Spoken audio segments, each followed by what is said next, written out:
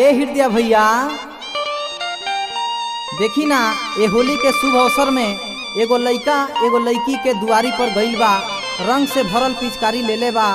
उ लइकी से कहता कि ये रानी तनी अपन घर के केवाड़ी खोल दे, तू आज होली के शुभ अवसर बा, हम तहरा के रंग लगा देती। केवाड़िया ना पूरा जंगला खोले के कहता, पूरा जंगला खोले के कहता।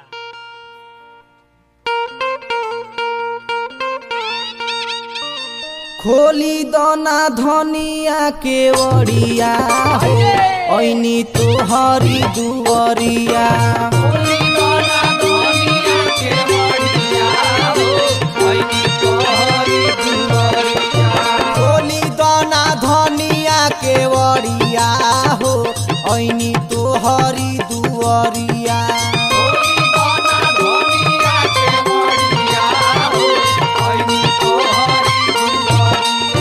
तोहरी दुवरिया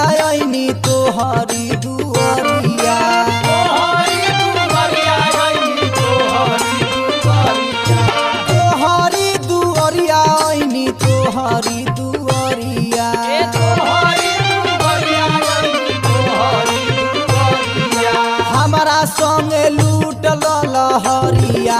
हो ऐनी तोहरी दुआरिया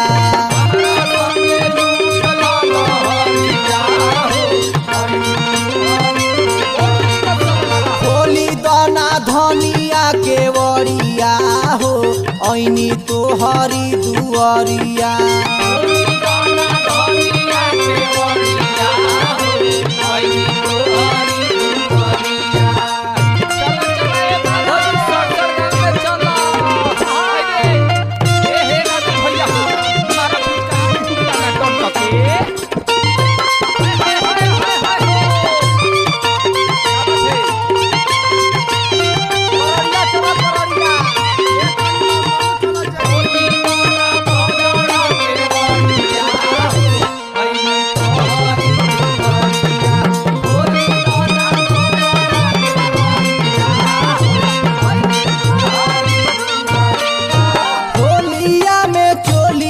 के हुक कर ढीला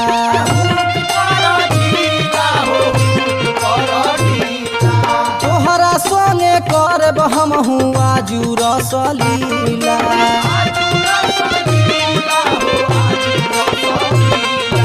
होलिया में चोलिया के हुक कर ढीला तोहरा संगे करब हम हुआ जुरसलीला देहब साया साड़ी चोलिया हो ऐनी तोहरी दुआरिया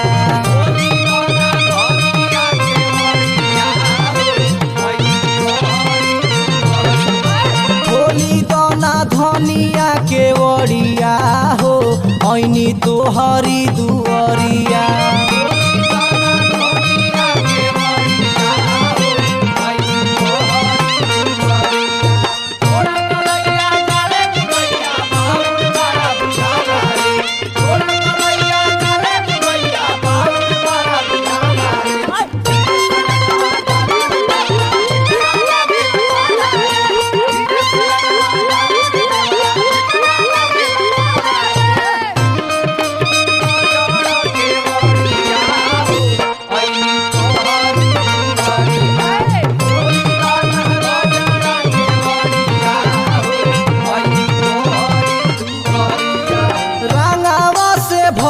बाटे मोर पिचकारी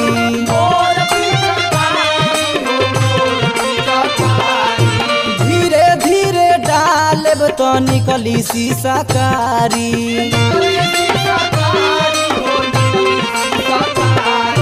रांगावा से भरल बाटे मोर पिचकारी धीरे धीरे डालब तो निकली सीसाकारी ऊपर नीचे डालबे और भीतरिया हो ऐनी तोहरी दुआरिया